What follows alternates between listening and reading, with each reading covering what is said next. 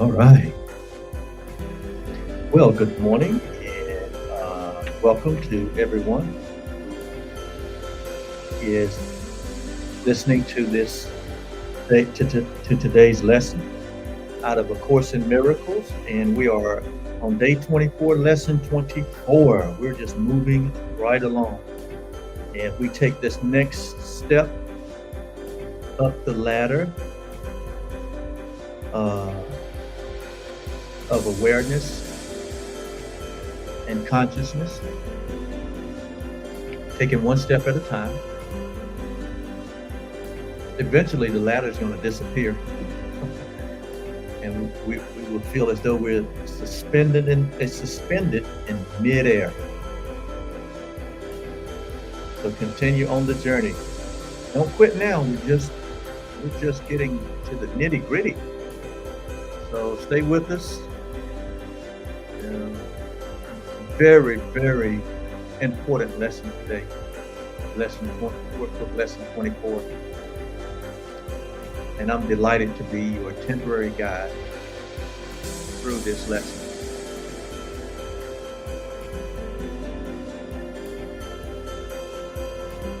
Today's lesson states,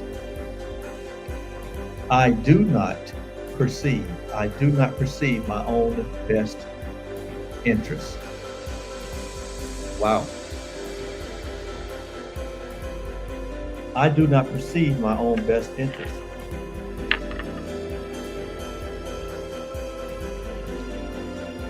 Now that is somewhat contradictory to popular belief that we know what our best interest is, that we're always considering our best interest, my best interest. That's the popular belief, that I always got my best interest. However, at this stage in the mind training that we're going through, and that we have surrendered ourselves to, this statement is made 24 days in that we do not perceive what our best interest is. We do not perceive it. I do not perceive my best interest. It didn't say I do not know or I do not have. It says I do not perceive. So we have to look at that word perceive. And when you look at the word perceive in the dictionary, it says to perceive is to become aware or conscious of. So we can read the statement like this: I do not. We can read it like this. We can say, I am not aware or conscious of my own best interest. So that means that my best interest is present. I'm just not conscious of it. It may be in my subconscious, meaning it's not in my present awareness, but it's in me, but not in my present awareness. It says, perceive means to become aware of or conscious of, to come to realize or to understand. I do not understand my own best interest, or another way it could be read is I do not realize my own best interest. To discern, these are antonyms. To discern, or synonyms. Discern or to recognize. I do not recognize my own best interest. I do not discern my own best interest. To interpret or to look upon. I do not interpret my own best interest. I do not look upon my own best interest. So,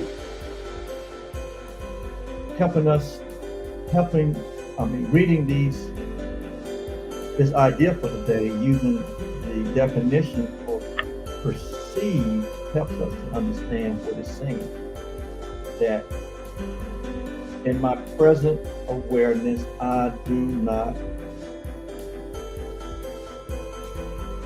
am not presently aware or conscious or perceive or recognize my own best interest. It's not stating, it's not talking about whether it's present or not. It's just that it's not in my awareness. And if something is not in your awareness, that means you don't even consider it. You're considering something else. You're considering whatever's in your awareness. And so anytime that we are in a situation with a person, place, or thing, and if our best interest is not in our awareness or consciousness, then we're not going to act in our own best interest.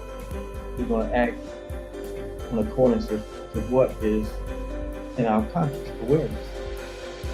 So a lot of times we make decisions that end up not getting us the results that we want because we don't know what results we want. And as we get into the lesson, we'll see how this unpacked. So it starts out by saying, in no situation, it didn't say some, in no situation that arises, do you realize the outcome that would make you happy. Wow. It says, in no situation that arises. Notice now, situation arise. That means that in our daily interactions with people, places, and things, when the situation arises, you realize the outcome.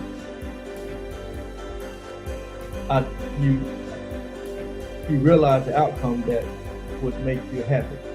No situation arises, do you realize? So when no situation arises, I don't know what my best is because it arises in that moment. Okay. Sometimes things catch us off guard. Sometimes people catch us off guard with statements that they make, or expressions that they may make, or the way they approach you. And they catch you off guard, and at that moment, you don't know the best interest and how to respond to it.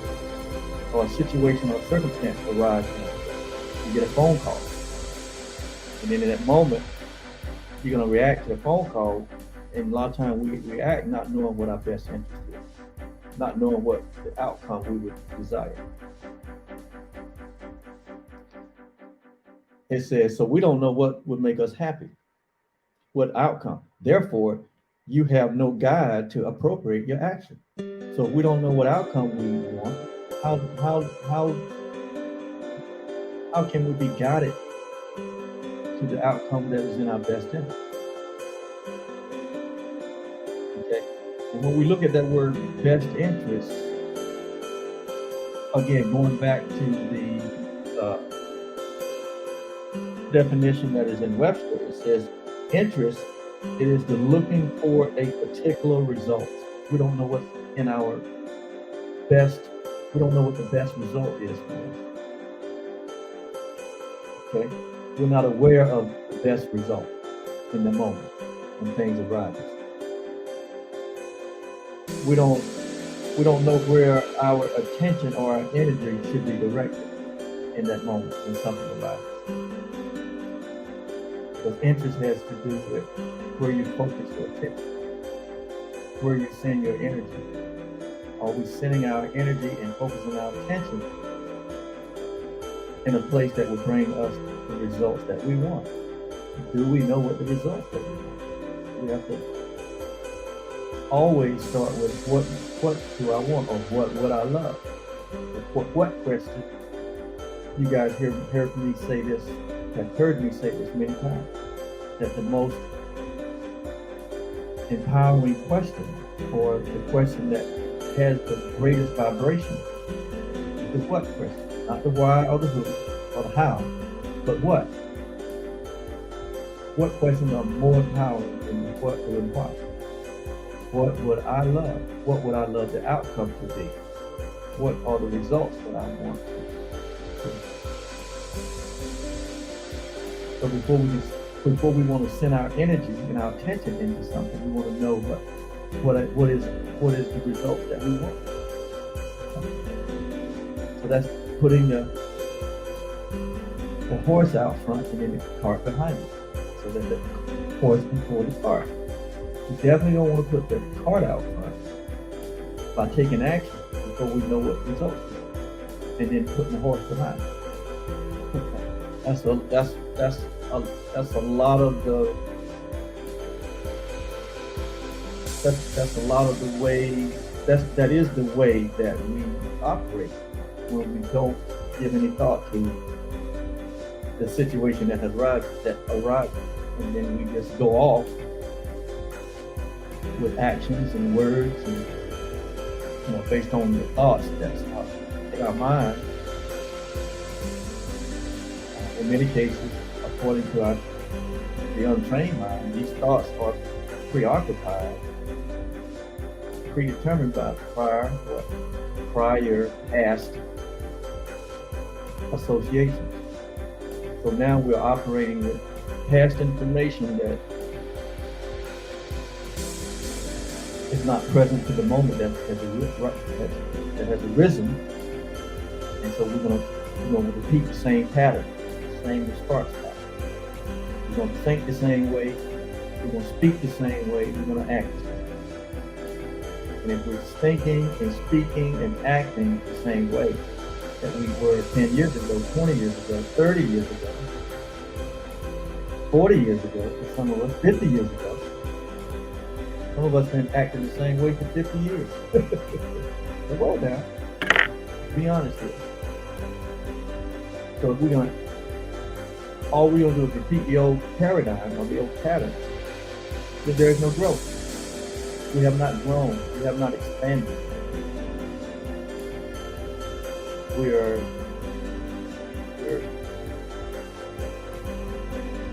in the Bible, Paul calls it, we're babes in Christ, or we're immature. I can say a lot right there about myself and just in general. Some of us are still responding in the way that we responded when we were in our terrible too. We're not getting out what we want, which we think is our best interest, and so we throw temper tantrums. Or we, I remember when I was growing up, there were some kids that if they didn't get their way, they would take their ball and go home.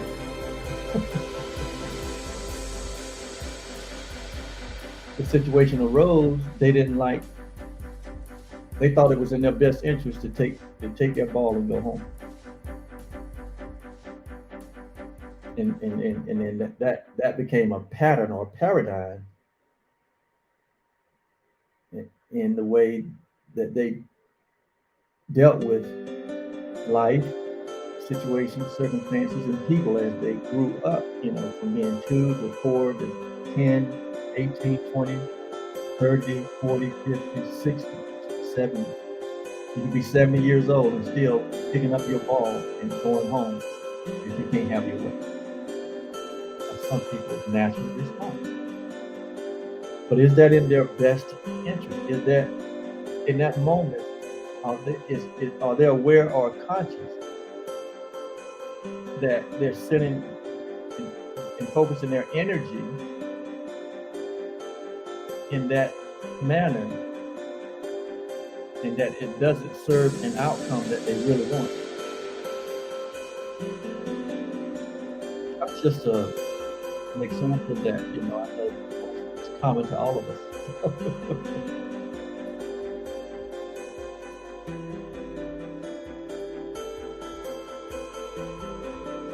What you do is determined by your perception. Your actions are determined by your perceptions of the situation. How do you perceive the situation that arrives? Or do we even perceive it at all? We just respond. We don't pause to consider. We a lot of times, an untrained mind would automatically respond from past responses automatically respond to something that arises in the same manner that it always responds. That's what an untrained mind does. It travels the same path. It never gets off the path. You know, it's like you drive to work the same way every day. You create this path, and you just get on the path without it, and so there's no thinking. You just travel the same way every day without even thinking, without even considering. It's just in my best interest, without even considering what we're doing. Robotic.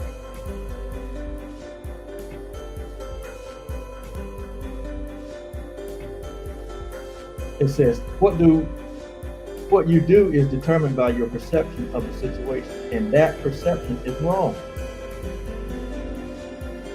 So our perception has to do with our interpretation, our understanding, our recognition, our discernment. And according to the training here, in our untrained mind, our perceptions are generally wrong, incorrect,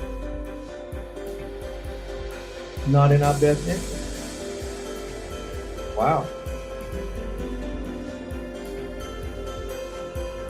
It is inevitable then. So if our perceptions are wrong, and our perceptions generally are formed by our thoughts, and our thoughts are generally preoccupied with past associations. It seems like every time I say that, it appears that when you start out, if you start out wrong, you're gonna end up wrong. And it's not in our best interest. So I need to just stop. We need to just stop being robotic about life and be more intuitive about life. Intuitive means pausing and considering, expanding our awareness of the situation. Because of all we're doing is just like a tape recorder, repeating our old thoughts, repeating our old experience over and over and over again, day after day, week after week, month after month, year after year. Then we understand why there's no progress. Because there's no right thinking. And in fact, it just said here that we do not. It said that our perceptions are wrong. And it says, it is inevitable that you will not serve your own best interest. If my perceptions are wrong, if my thinking is wrong, my perceptions are wrong, I will not perceive my own best interest. I will not be aware or conscious of what's in my best interest. So then I have no guide, because I have no correct goal. Yet they are your only goal in any situation.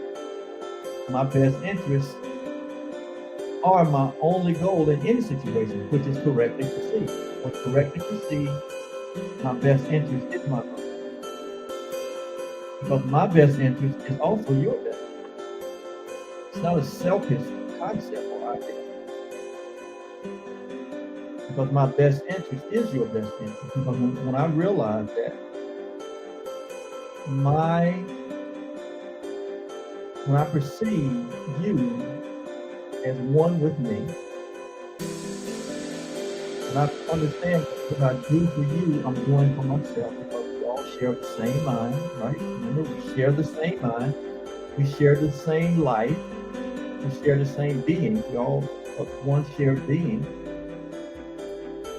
So what I do for you, what I do, or what's in my best interest, must also be in your best interest, because minds are joined. Okay, going back to some previous lessons. If minds are joined, what I do, my best interest is in interest of all humanity. So we're not talking about selfishness here, where it's just about me, myself, and I. That's not what the lesson is saying.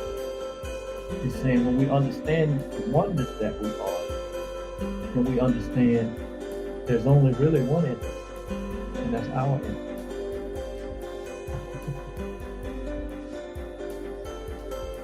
It says, otherwise you will not recognize what they are. Yet they are your only goals in any situation. Our best interest, my best interest, which is our best interest, is their only goal in any situation when correctly perceived. If you realize that you do not perceive your own best interest, and I'm realizing, even going through this lesson now, that sometimes situation arises, and if I don't pause, I don't know what's in my best interest in that moment. If you realize that you do not perceive your own best interest, you could be taught what they are. So the prerequisite to me being taught what my best interest is to realize I don't know what they are. If you think you know what they are coming from an untrained mind point of view, then you can't be taught what they are. You already are pre-programmed based on what you know from the past. So do you really know? Or are you just caught up in what you have known? And there's no growth. We're still in that 2-year-old temper tantrum state of being. Yeah, I said it. 2-year-old temper tantrum state of being, and I'm 62 years old in a 62-year-old body. It can happen. As I go through these lessons, I am expanding my awareness, and I'm becoming conscious of a lot of things. And again, this is the 4th or the 5th time I've gone through these lessons, and each time I bring a different person, a different awareness and consciousness to it, because I'm not the same person. I've grown. And I would like to think everyone that's listening has grown to some degree. But we ain't grown. We have not, even though we are perfect, we have not perfected our perfectness. We're leaning into it on this horizontal plane. On the vertical plane, it's complete. Can't add anything to it. But on this horizontal plane, in other words, where we get the opportunity to express it, we're leaning into it. We are going from glory to glory. And every time we get to a level, we think, man, I love this growth. Then we can see further, and then we have to go further. Every step you take, then there's another step, and then another step. Remember, we're going upward. This upward spiral of becoming, of experiencing what we already are, which is endless.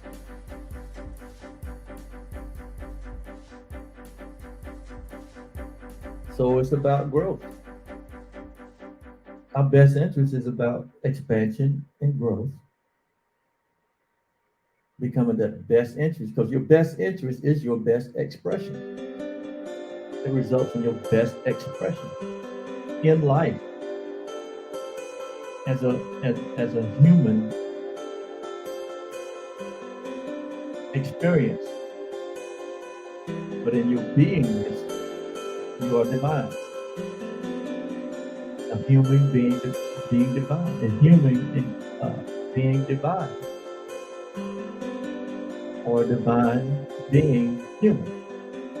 There's an integration there, where your nature now gets to be expressed in your daily life. And so our expressions are directed by our thinking. So to become our best expression, we have to learn how to best think. See, we all think. You don't get not to think. But most of us are not trained correctly in how to think.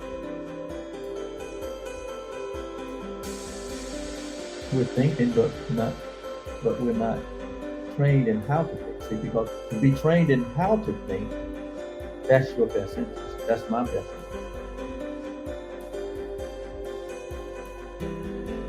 And we have to be willing to be uncomfortable in the interest of growth and maturity and expansion. We have to become uncomfortable. I mean, uncomfortable for some of us is like going through these lessons. There's that part of us, the ego part of us, do not want to give up its old patterns, its old belief systems. It will argue for its existence. It will argue to keep us in a box, in a 4x4 box, in our comfort zone, in our 2-year-old mindset, where if we can't get our way, we pick up our ball and we go home. But that's not in your best interest. Why? Because they're your friends. You want to interact with your friends.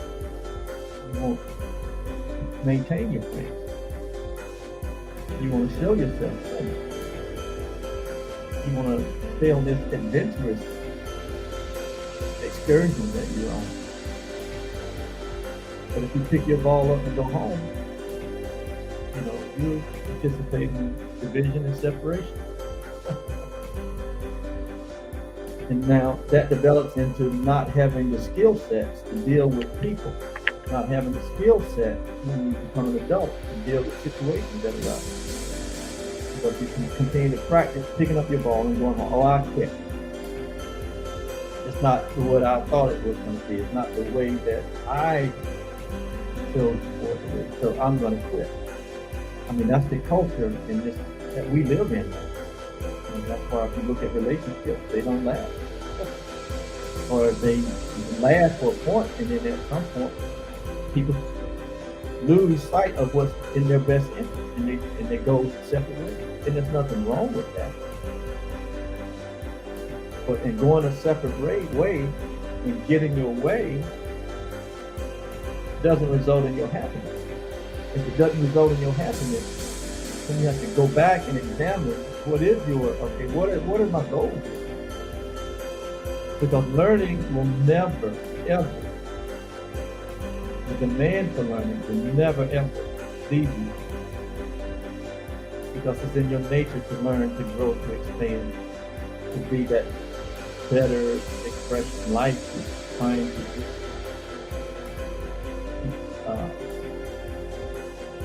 life is just trying to express itself through you. And it can't get through us because we're locked down in our past thoughts. We're locked down in our past experience. And life is trying to flow through you. And you're locked down with this impression. No, I don't want nothing new. I don't want to expand. I don't want to consider that there's more to this, more to me, more to life. No, just let it stay this way. So we walk the same path, we drive the same routes, we hold the same thoughts, we hang out in the same mindsets that keep us stuck. We go to the same, we listen to the same people, we go to the same places, and there's no growth.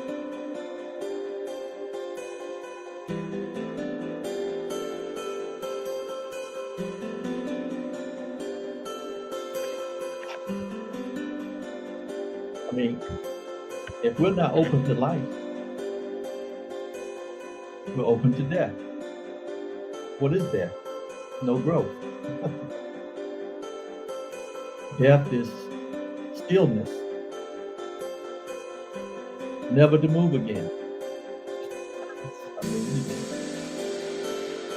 And so we're in our dead situation, our dead learning, dead, we're dead to expansion in the area of spirituality. If you're listening to me, we're going through this book called A Course in Miracles. Believe it or not, this book was produced in 1977, compared to the Bible, which is over 2,000 years old. Okay, so do you think when the Bible was written 2,000 years ago that God stopped speaking, God stopped revealing a truth, and light stopped revealing itself? And there's no more, all the truth was put into 66 books, and that's it. Or, into the Quran, or into, any of the other traditional spiritual books. That was the end of expansion. That was the end of consciousness. And so we don't look beyond that. But this book was written in 77. And 1977 is only,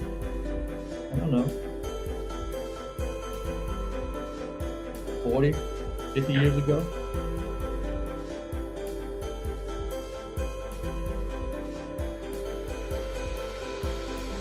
And there's only been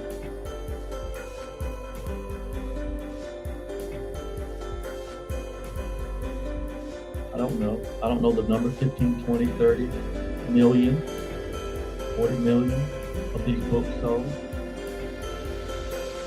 And there's 7.8 billion people on the planet. So there's a lot of people that are not familiar, aware, or open, not just the course book, but there's other writings that have come that bring a grander consciousness of who we are. But a lot of people won't move toward that because it causes them to get out of their box. So then we wonder why our life is like stagnant in the box, adventureless. Why there's so much division and strife in the world? Why there's so much hatred in the world? Why? Because people are still in their 2-year-old temper tantrum mindset and not growing. This is not judgment, this is an observation, bearing out what it's saying here, that we do not know what our own best is.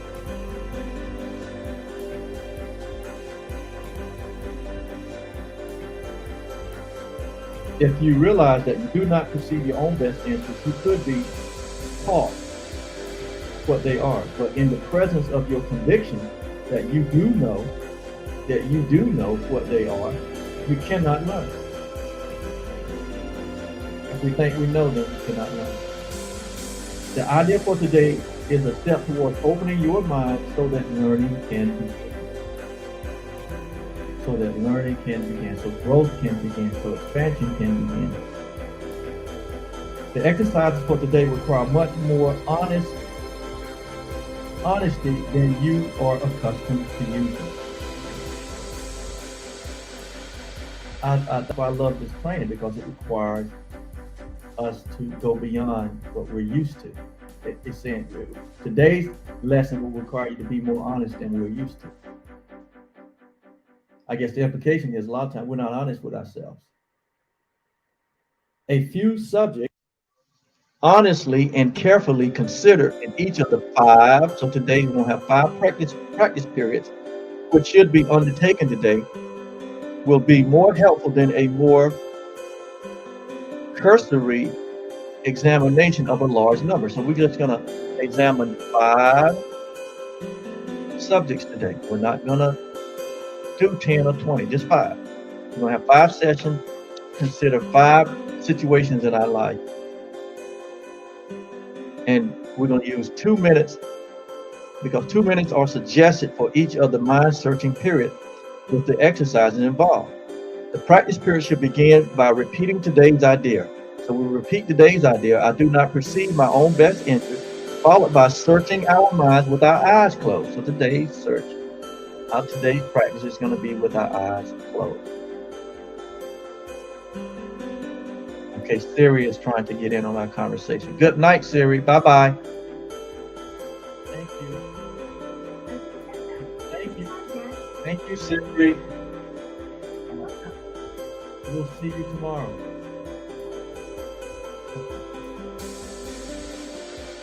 You guys know who Siri is. Siri is right. So, 5 practice sessions. We're going to close our eyes and we're going to search our mind for 5 situations that we're currently considering. He said unresolved situations. So we're going to search our mind for, in each session, for a situation that is unresolved. And that's what we're going to focus on.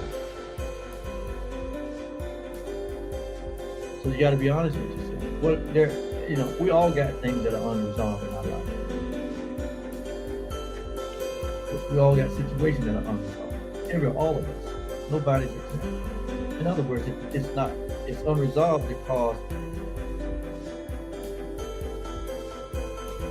there's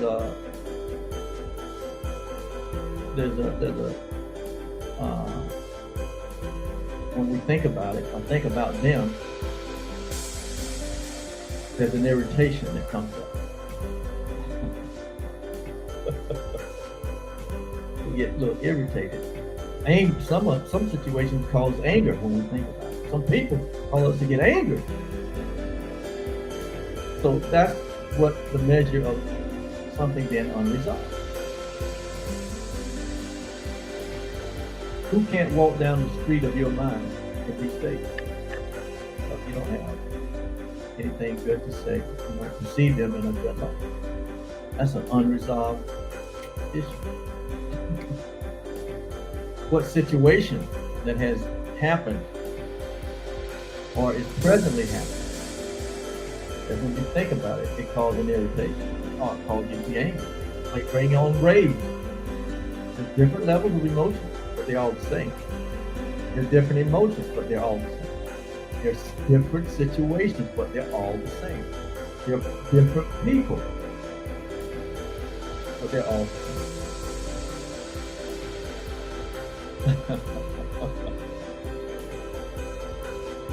So, close our eyes, repeat the idea for the day. I do not perceive my own best interest. Search my mind for situations that are unresolved. I'm going to choose one. Okay? I'm going to be honest and choose one. Don't say you can't find one. You can.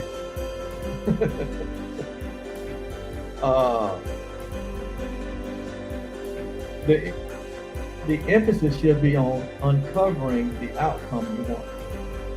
So we're going to choose that unresolved situation so that we can uncover the outcome that we want. What would we love in this situation? Remember that what question is a very empowering question. You will quickly realize that you have a number of goals.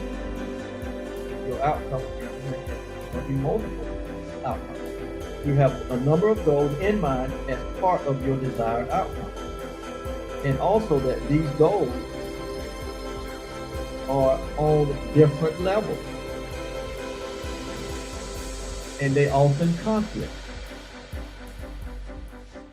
So when you begin to search the unresolved situation,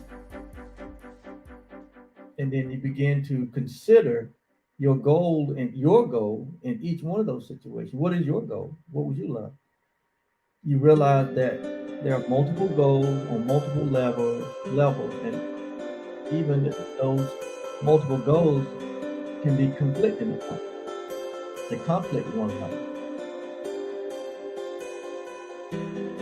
In other words, you saying, I want my cake and I want to eat it too.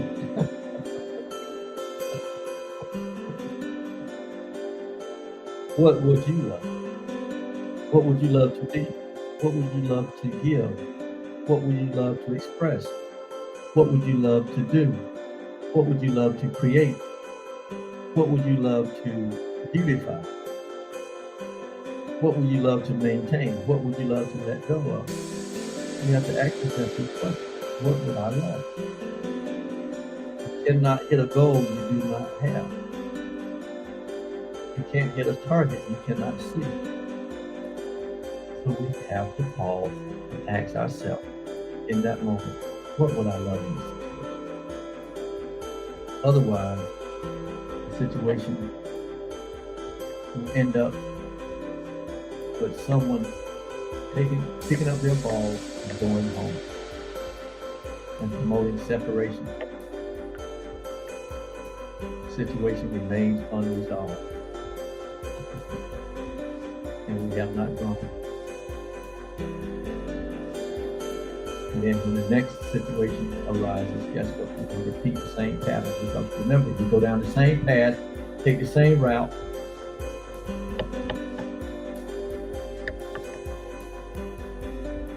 have the same responses, thinking the same way, listening to the same voices.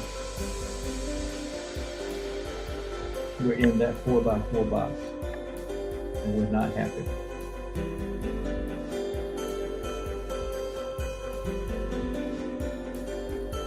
In applying the idea for today, name each situation that occurs to you and then enumerate carefully as many goals as possible that you would like to be met in its resolution. The form of each application should be roughly as follows. The form of each application should be roughly as follows. And we say, in this situation involving, you name the situation, or the person, or the place, or the thing. In this situation involving Oliver, I would like blank to happen, and blank to happen. In this situation involving Oliver, I would like this to happen, and I like for this to happen. In this situation involving my job, I would like for this to happen and this to happen. In my situation involving, my car, I would like for this to happen and this to happen. Okay, so that's the statement that we make once we identify that unresolved situation, and we begin to think about what we would like the outcome to be, and so on. Try to cover as many different kinds of outcomes as may honestly occur to you, even if some of them do not appear to be directly related to the situation, or even to be inherent in it at all. If these exercises are done properly, you and I will quickly recognize that we are making a large number of demands. Okay? If we do these exercises correctly, what we will discover is that first of all, we're making a lot of demands. We're demanding some things. We're making a lot of demands. We're making a lot of demands of the situation, which has nothing to do with it. We become demanding. See, when we're in that old pattern, we become demanding. You'll know we're in the old pattern when we're demanding certain things. I demand this and that. We're not demanding anything of ourselves. We're demanding of other people. That's what happens. If it's not going to be my way, if I can't have my way, I'm taking my ball and going home. I'm not playing. We're demanding something outside of us to be different. We're not looking at ourselves. We're not looking at, ourselves. We don't know what our best interest is. So we make demands. That's what happens when you don't know what your best interest. You go if you find yourself making demands on people, making demands on situations, that's because you don't know what your best interest is, according to this language. Not according to all of them, it's according to these ideas. And you can test these ideas to see that they're true. I know this is telling me the truth. I live here in this dimension. You know, I have history to look back on to see what my results are. So I'm being honest with myself. I want you to be honest with yourself. We can't grow if we're not honest with ourselves. You will also recognize that many of your goals are contradictory. They contradict themselves. If you really stop and listen to yourself, the demands that you're making, because you're in a cycle of recycling old thoughts, old patterns, old beliefs, in the box ideas. There's no growth. You're just recycling an old mindset. We haven't opened ourselves up to growth and to learning and expanding. We want to keep our own mindset. We don't want a renewed mind. We don't want the mind of Christ. We don't like what maybe light is being shed. We don't like what we're hearing. This is new. This is different. This is not the way I've done it all my life. This is not the way I've thought all my life. I don't want that. I don't like that. I have my own facts.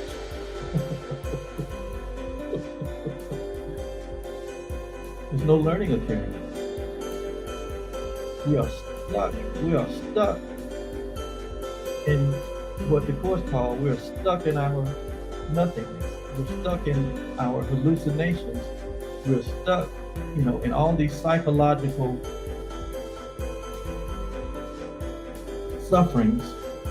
That's what the result's gonna be. When you don't know your best interest, we end up suffering psychologically, physiologically, mentally. And then, some people go to the extreme as a result of being stuck. And they say, well, I will just end it all. That's what eventually some people go to extremes. They cannot handle. They have no other skill set, which is thinking.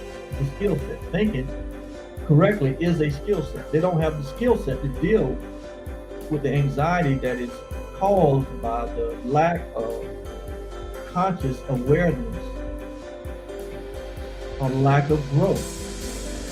And some people just think that the solution, that resolution is just to end it all because they refuse to grow. They refuse to expand. They refuse to consider there must be a better way than taking my ball and going home. Or, the result was, people resolve to fighting and projecting hurt and pain to other people's bodies. Because that's the only coping skill that they have. That 2-year-old cancer still there, 30, 40, 50, 60, 70-year-old body. And then when you're 2, you take your ball and go home. Because that's all the access you have. But when you're 20, 30, 40, 50, 60, 70, that might look like you pick your gun up and you shoot somebody. Or you attack someone physically. Or you attack someone psychologically with your words. You call them all kinds of, names. In that moment, you don't realize what the best is.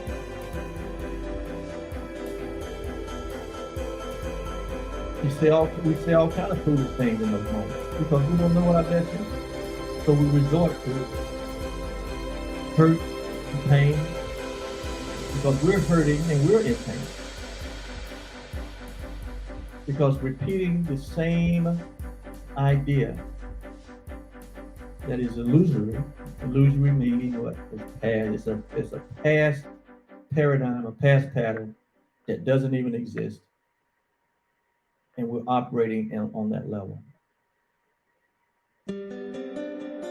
Thus you see school shootings, shootings in the community. You see all kind of craziness in the world.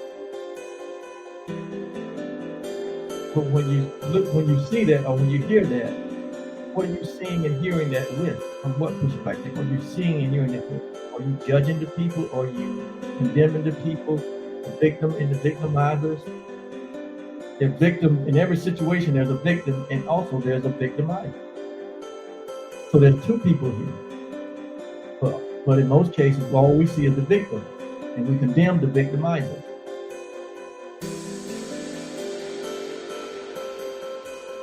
We're going to get into that later too. But if you understand what's going on, and you're looking at it through the lens of what?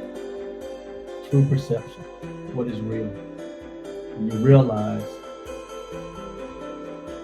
that is a reflection of the collective consciousness that's on the planet. That's why this planet needs a consciousness of awakened awareness. That's why we need more beings that are awake and conscious of what is true and what is real, so that we begin to see from a point of view of light and love and oneness.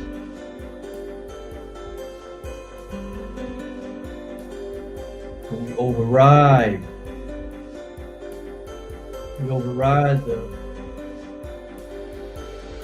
false perception, the ego perception. We override the hatred. We override the fear with love.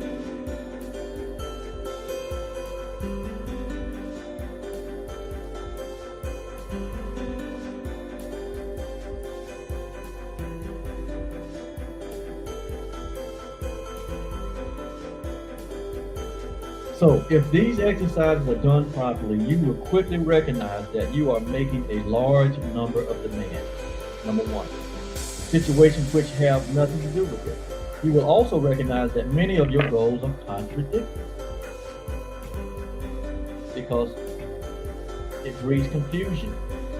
When we don't perceive our own best interest, it breeds confusion. That you have no unified outcome in mind. Meaning, the outcome that we have is not a unified outcome. When you pick up your ball and go home because you don't get your way, that's not a unified outcome. That's a separation outcome. And separation outcomes will never make you happy. We think, well, I'll just separate, I'll just divorce this situation, this circumstance, I'll just go and isolate myself. That's not a unified outcome.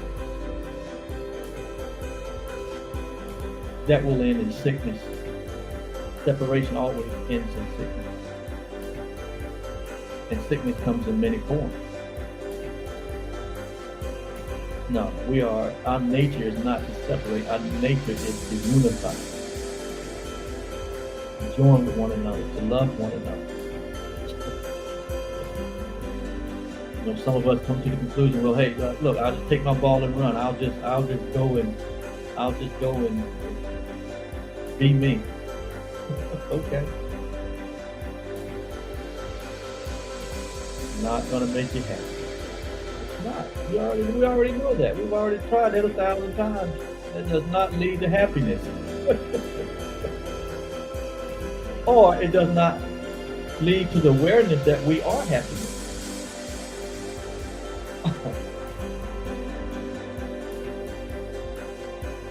So, no unified outcome in mind. And that you must experience, see, you're going to experience disappointment in connection with some of your goals. So we become disappointed in the demands that we make. The end result, we're going to end up isolated and disappointed in some of the demands we make. And then in that state of disappointment, if we don't pause and get quiet and realize, oh, I must have chose wrongly. Why? Because I'm not happy. Not what someone else did or didn't do, but my choices, okay? I must have chose wrongly concerning this unresolved situation. And it's causing me unhappiness because right now I am in a state of unhappiness. And if I don't realize that I created this situation myself, my unhappiness, in other words, I created the unhappiness. You may have not been alone in creating or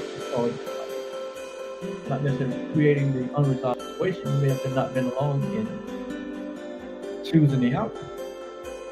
But you are alone in choosing your own outcome.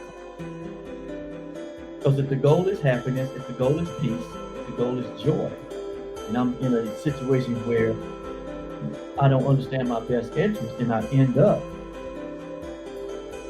just in disappointment.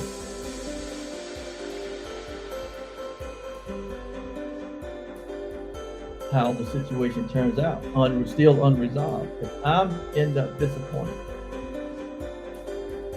then I must say I must have chose wrong.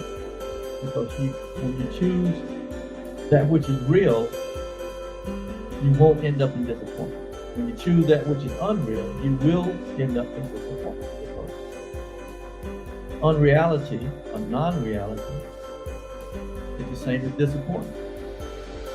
We're trying to make something out of nothing. We're trying to make the unreal real. We're trying to stay in our current position, our current state of mind, and refuse to change.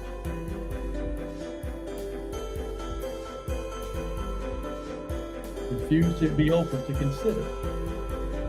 We refuse to grow. That's what it is. So when we refuse to grow, what we're doing is we're arguing to remain in our 2-year-old mindset and maintain our 2-year-old skill set. That's what we argue for. And we could be in a 70-year-old body, 60-year-old body, 50-year-old body, 40, 30, 40, with a 2-year-old temper tantrum mindset. Thus, my unhappiness. But life demands. Life the only one who can really make demands because life knows what's the best interest. That's why life demands you to grow, because it knows that if you do not grow, you're going to end up disappointed. If you're not open to growth and expansion, you will end up in disappointment. I know, I've been there. That's why I stay on my growing edge. I'm learning every day. I'm studying every day. And I invite you to do the same. You will be so happy. You will be so happy.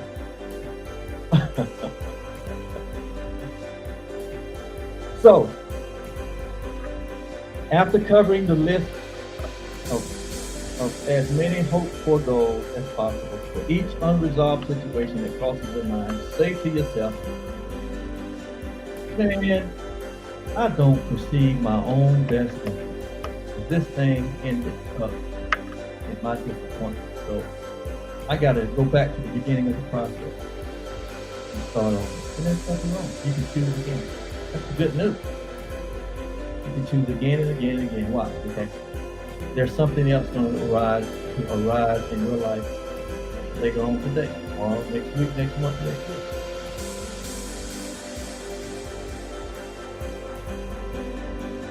Those are your classrooms. Those are your lessons. You are always in a classroom. You'll always be in a classroom. Why? Because it's in class that we go to class to learn. So we can become more skillful at life, become masters of life.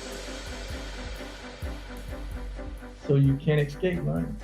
Even if you lay in the bed and pull your cover over your head, you cannot escape learning. That's your classroom. So you can't escape life, man. You can't run away from life. Just like you can't escape God, you can't run away from because that's who you are. You can't run away from yourself. Have you ever noticed when you go isolate yourself, yourself is always there? So at some point we have to decide, hey, I'm gonna deal with myself. I'm gonna bring, it's something that I don't know here. I always end up by myself. In my own thoughts of separation and division, and sin, my consciousness of guilt and fear, which leads into these psychological states that they call depression, anxiety, disorder, and we label all that. Oh, there's something wrong with them. They just no, there's nothing wrong with them. There only needs to be light shined on the situation. What is light? Right thinking. Reality. Reality is not out there. Reality is who you are in your right thinking, real thinking eyes. So, this has been a glorious lesson. I have learned so much. Apply them today, 5 times today. Close your eyes. Consider unresolved issues.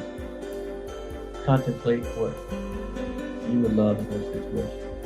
Recognize that you might be very demanding. This is very demanding of you. And you may realize that all these demands is creating confusion. Contradictory. I'm contradicting myself. This is what I just said. Oh my God. That don't make sense. I'm in the blame it, blame it mindset. I'm thinking about just taking my ball and going home. And you realize, hey, that never works. That's going to lead to disappointment, unhappiness. No, I'm going to hang in there because my best interest is their best interest. There's a third alternative here. To resolve it. That's in all of our best interest.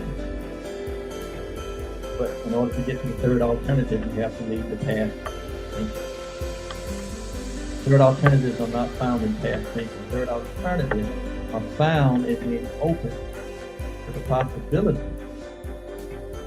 that there's a better way. There's a new way of being, of seeing, and doing.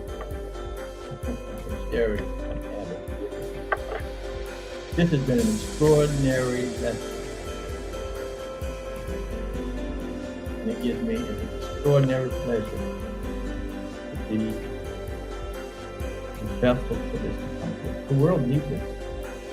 I need this. We need to become more proficient at our thinking, more skillful in our applications, become more insightful, intuitive, more aware, more conscious. with that which is real, which can't be threatened, and accept the reality that that which is not real does not exist. Herein lies my peace, your peace. Selah.